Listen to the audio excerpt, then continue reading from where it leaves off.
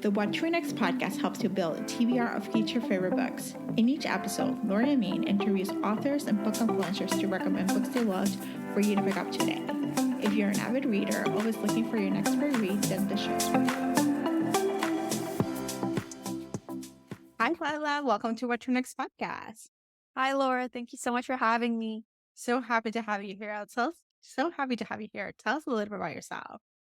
Okay, well, I'm Lyla Sage, the full name there. I'm the author of Done and Dusted and their Rebel Blue Ranch series. So I'm writing a small town cowboy romance series right now that I originally self-published and then was able to get picked up by the Dial Press. And so now I'm a traditionally published author who just really loves writing, reading, and cowboys. I love this. I love all of it. I never thought I'm like a city girl. Like I live like in New York and DC and Chicago. I was always a city girl. But there's something to be said after the pandemic that I picked up those small town romances, especially Montana and Wyoming. Yeah. Like all these cowboys, horses, these ranches. Like I'm like, what a wish. Slow down, slow pace of living. That would I be know. great. I think a slow life is just so nice. And I love small town romances. It's like Schitt's Creek, but like cuter, I guess. Yeah. Like everything just exists and everybody gets to be happy. Yeah. And gossip is fun and not Yeah. harmful in small town romances. Yes. And like real life cowboys are not this hot and wonderful. So the fictional ones always take the cake, I think. Yes, I appreciate. I now have a slower pace of living. I've approached the slow girl, soft girl living approach, and so it's a strange shock to the system. As someone who's like, I was just told you have the afternoon off, and I'm like, great, and I'm like, oh, I can in my old world be like, okay, I'm gonna go to a fitness class, I'm gonna do all these different things, and then I just go to my fitness studio, and they don't have classes today because it's Halloween. It is Halloween. And I'm like, oh, this is what small town does look like. You And can't tell. And I'm not a city girl. I'm not cut out for the city. Every time I go to New York, I like walk out of Grand Central Station if that's how I get there, and I just like get hit in the face with everything. And I'm like, I'm not supposed to be here. I'm supposed to be in the mountains. I feel you. It's a shock. It's either shocked to the system where it's really slowed down and Yes. everyone knows your business and everyone knows what's happening, or you're in a place where you're a stranger in you're a small fish in this big pond and it's always on the go, go, go, go. And then sometimes the pond could get smaller and you can see the same person over and over and over. And those are cute encounters. But the reality is that it's just a very different. And so I found comfort in reading small town romance and then now be like, oh, living my own suburban and small townish living. So, I love that for you. yeah. So let's talk about your publication journey because you were indie, but I think you were pitching before. So it was not a linear process, like as people Yeah. assume that it was. So talk to us about was Done and Dusted the first book that you wrote? Did you write something else? Like what was the journey for this process? Yeah. And I think it's really easy to look at my publishing journey as it kind of exists on social media, which is where obviously I got a lot of my traction, and to see it as something that's very linear, but it definitely wasn't. So I've been writing for a very, very long time. Writing's always my favorite thing to do. I think the first book that I finished was like finished. I say in air quotes because it's a book that I wrote in like the sixth grade, but it has all the things that you need, right? It has 3 acts. It has like a protagonist and antagonist, right? It has all the technical things that you need for it to be a book. And it's a really terrible like ripoff of Prince Caspian with dragons in it. Like it's so bad, but I love it because that's really what like kind of started my writing journey. So I had written a lot. And then when I was in graduate school, I decided that I was also going to try to start querying this romance book that I had written that I loved. And so I had started doing that. I still have the spreadsheet that has agents, whether I got rejected, or which happened a lot, or if I got a non-response, which also happened a lot, or if I got interested but no thanks, which happened sometimes. And so I had gone through that process of querying and trying to find an agent for maybe a year and a half, maybe 2 years, because querying can take a lot of time, right? Like I think one thing that prepared me for it was this really wonderful Reddit thread where it was like, you need to prepare to set aside like 1 year of your life to find an agent that works, or just to like put things out there because it takes a long time for people to read it, return it, stuff like that. So I've been doing that, and I had started to get a little bit discouraged, probably because it was also winter when I was starting to get discouraged, and like there was snow everywhere and it was dark and dreary. I was in my last semester of grad school, which I was just like trudging through. And I was like, okay, if I get one more rejection or kind of one more non-response, I'm gonna do it myself. That's like the Thanos voice of like, fine, I'll do it myself. And I did get another rejection.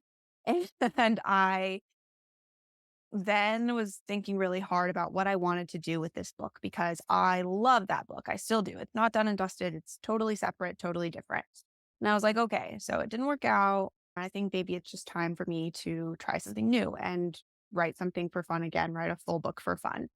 And so that's what I decided to do. I watched an episode of Friday Night Lights and I was like, you know, what would happen if Tim Riggins grew up, washed his hair, got a savings account? And that's how Luke Brooks was born. And then all of a sudden I had this family in my head and this town in my head and this ranch in my head. And I had planned out books 1 through 4 before that day had ended. And so then I started writing, and writing Done and Dusted was truly the most joyous experience of my life. I loved it because it was the first time in a long time that I had done something that I really loved solely to do it, right? I didn't really have, and I knew I was going to put it out in the world. I was going to indie publish it, right? I had access to Google and a dream and a lot of resources online and on TikTok about how indie publishing worked. And so I decided to do it. After I finished the first draft of Done and Dusted, I was like, okay, I think this is a fun book. Like, I think this is something that could bring the joy that I felt writing it to more people when they read it. So I'm going to put it out there. And so I started my author Instagram in January of 2023, maybe February. It was like, this is coming out in June. And I had such a small, I didn't have a lot of followers leading up to the release of Done and Dusted, but I had like a following that I felt so connected to. I felt so connected to my readers and to my community. And that was so special to me. And I think that's what makes Done and Dusted special, is that like core community of like 200 girls that were just excited about it. And I'm so grateful for them, seriously. And so I published it on June 6th, 2023. And then I had a whirlwind couple of weeks where it, you know, hit the top 100 in Amazon and then the top 50. And then I got an email from Dial Press, and then I got an email from an agent, and I had all of these things just happening at once. All of a sudden, I was just in this massive Done and Dusted echo chamber. And it was a really difficult decision when I got this offer for Trad Pub to make, because I was happy as an indie, right? I didn't indie publish with the goal of going traditional. I indie Yeah. published with the goal of putting my book out there. And so it was a tough decision, but I luckily have a really lovely agent who we talked through it for hours. And I ended up taking the deal with Dial Press. And I'm so grateful because I think both indie and trad publishing come with their own set of challenges and their own set of perks. But one of the things that I really love about the Dial Press in particular is that I just have a team that is just cheering for me constantly, right? Like they are punching air. They are so excited. And it feels good because I think with being an indie can be kind of isolating. Mhm. And so it felt like I was like had to be my own cheerleader all the time, which I'm so happy doing. But every once in a while, it's nice to take a break and let other people cheer for you too. And that has been lovely with the Dial Press. They're great there. So I have to tell you, those 200 friends that you had were so important in that point because I remember picking your book thanks to those 200 fans. Like Yeah. it was word of mouth. Like it wasn't like, and I picked that book early on, and it's like, there's always a question as a debut author. We're not sure what's happening. This is just basically we're seeing some buzz about it, and we'll talk about the buzz a little bit later. But there was some buzz about it, and was like, well, let's just see what it's all about. And I was like pleasantly surprised. I was like, this is great. And I was telling my other friend, and then my other friend told the other friend, and the other friend, and the other friend. And so that word of mouth, it's like sometimes we forget that it's not just like you put the thing in the world. It's like also you have fans who root for you and then to tell the other friend and the other fan Yeah. and the other fan, and it snowballs. Like sometimes you have these hits that's just snowballs, and this is what happened. But it's you nourish that relationship as early as February. Yeah. Yes, correct. I think like, and I had 45-ish ARC readers. And Yeah. so, right, those ARC readers, those original kind of 200 followers that I built up in February, like they were so pivotal in my publishing journey. And like you said, like I couldn't believe when Done and Dusted came out that people were reading it, let alone that people were reading it and liking it enough to tell their friends about it. Yeah. Incredible. I think about it still and I just am like, "Oh, So the other thing we need to talk about, which is the cover, because the cover is so different. It tells you it's a cowboy romance. It tells you like there's gonna be romance here. And it gives you an idea, but it's so different from what we are seeing. Yes, it's an illustrated cover, but it's different. It's we're going to return back to the cinch cover that we love so much as longtime romance readers that we don't see enough. So talk to them about the cover design process because I'm assuming you were part of it, decision making. correct." And that's the great thing about being an indie also is like you've got a lot of control. And my thing is that I knew exactly what I wanted my cover to look like as soon as I kind of decided on Done and Dusted as I had written it, and it turned out kind of to be a Western, which is a genre I love. But I knew exactly what I wanted. Like I had a very specific vision, which turned out to be a great thing. But at the beginning, it was really hard because I had found 3 artists that I was like, okay, I think this could work. I got the covers back from them. I had paid for these 3 covers and I didn't like any of them. And so I liked them, but I didn't like them for me. Right. I had a classic kind of cinch cover in my mind. I had vintage rodeo posters from my hometown in my mind. Like I just had very specific inspiration and I have a background in graphic design. And so I also had like, I just in my head, I knew what I wanted. And then I came across my cover artist. Her name's Austin Drake on Instagram. And she does vintage illustrations, usually of like cool looking women. And I was like, I think this is it. Like, I think she could help me realize my vision. And she did. Right. Again, I knew I wanted to communicate romance. I wanted it to communicate that it's cowboy. I wanted somebody to be able to look at that and think, okay, I could like this, or maybe that's not for me. I'm not a cowboy girl. Right. Like I wanted it to communicate as clearly as possible what this book was about while also being kind of fresh and unique. And I love vintage. I love art. Again, I have a background in art. And so I ended up with a cover that is not only so rebel blue, so done and dusted, so cowboy, but also so Lyla. Like that cover is like my personality in a book cover. And that was just such a joy. I loved creating that cover. I loved creating Swift and Saddled because that one was done before the trad deal too.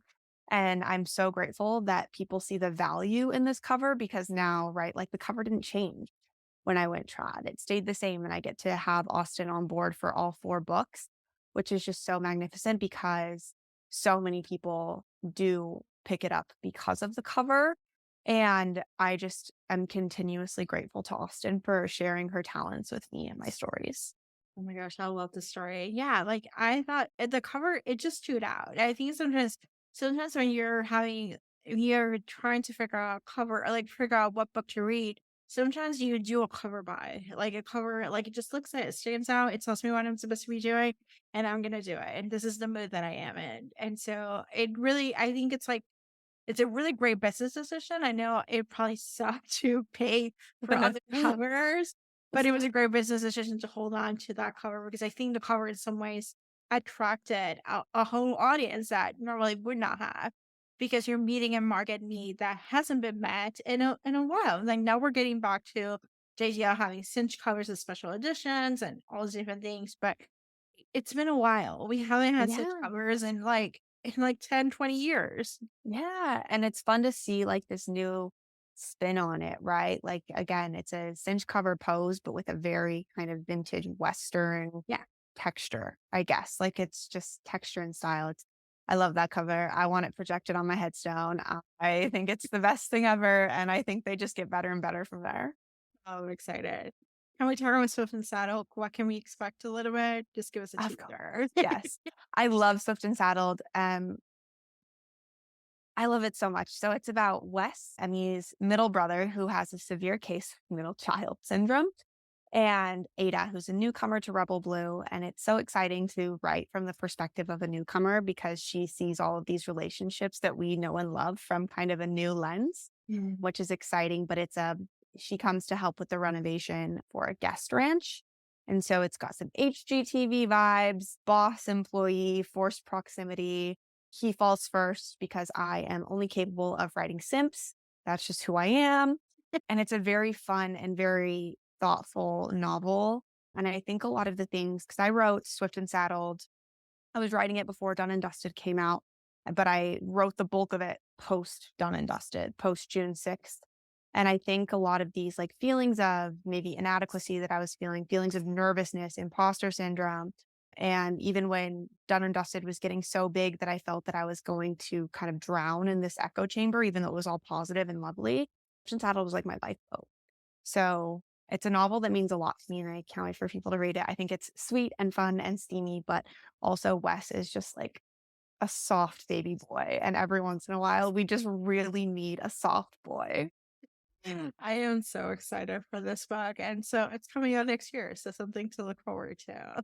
Close. And it comes out, I forget that. I always think March is month 4 for some reason. I don't know Yeah. why, but it's month 3 and it Yeah. comes out right at the beginning. So I think it's going to come a lot faster than anticipated. And also, chapter 1 is in the back of Done and Dusted now, and it's a good one. I'm really proud of Swift and Saddled. I'm really, really proud of it. Oh my gosh, I'm so excited. So let's talk about your reading life. And your pre-interview, you share that you read some romance, but you also read some horrors and some psychological thriller, like some thriller, some paranormal thrillers. Is that what it is?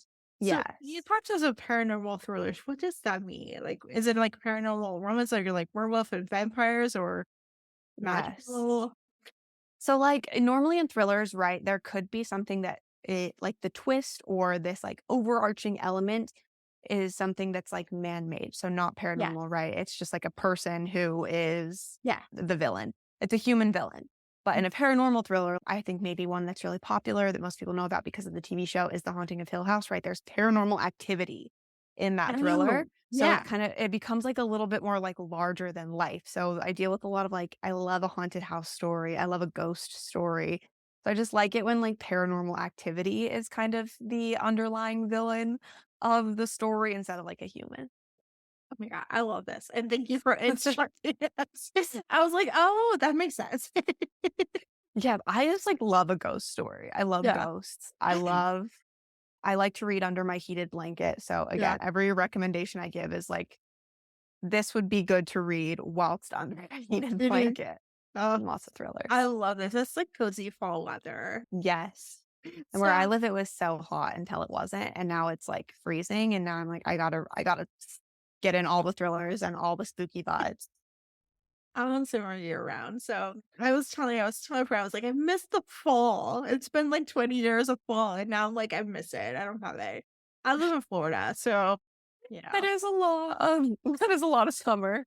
it is also where year round, which is it is okay. I should be comfortable with it because I grew up in Puerto Rico, which is summer year round. So I'm like, Yeah. but then I move up north to live my city life. And so it is what it is. But all right, so let's talk some book recommendations. Do you have any books you recommend our listeners to pick up? Yes. So, I think if you're interested in kind of experiencing a thriller or a horror novel, I think that Riley Sager is a great place to start, especially for romance readers, because there's always a little bit of a romance subplot.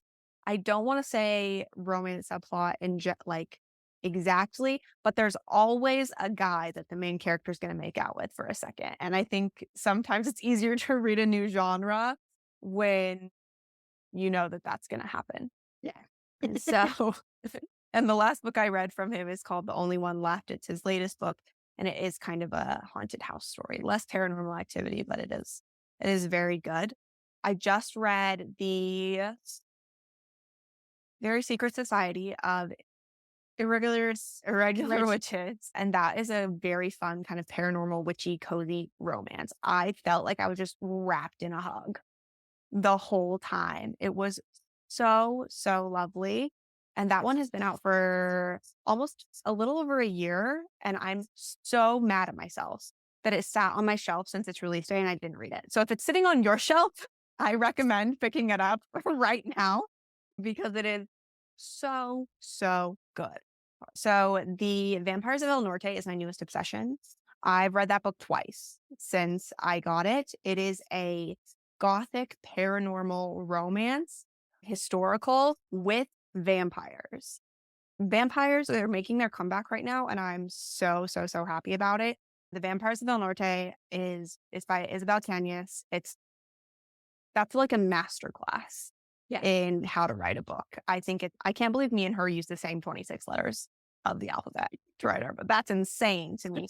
It is so good. If you are looking for like a spooky, sensual vampire read, I definitely recommend that one. I'm probably going to read it again because I just got the audio. So it is just so good. A classic that I read every fall, whether it's fall Halloween time, fall Thanksgiving time, since it came out, is Her Soul to Take by Harley LaRue. I love Harley LaRue. She writes dark romance, so make sure you check the trigger warnings before you pick it up. But Her Soul to Take is a very fun, spooky small town romance. So, like a small town where things are off. The vibes are not what they should be. Something's going on behind the scenes. And there is a hot demon involved, which we love to see. We love to see. So definitely recommend picking that one up. And then the last one is an all-time favorite of mine, which is The Dead Romantics by Ashley Paulson. That is, I think, probably one of the most beautiful books that I've ever read and probably holds the record for making me cry earliest. I think I cried within like the first 30 pages. I don't know. It just hit me really, really hard. It's a very beautiful story about a girl who's coping with loss and family, but then also there's this fun kind of I see dead people thing going on in her life.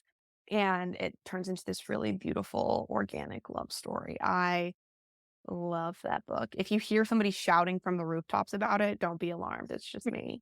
And that's another one. I think I'd only had that on my shelf for like a week after it came out when I picked it up, and I was mad at myself. I was like, you should have read this the first day. You should have read this before it came out somehow.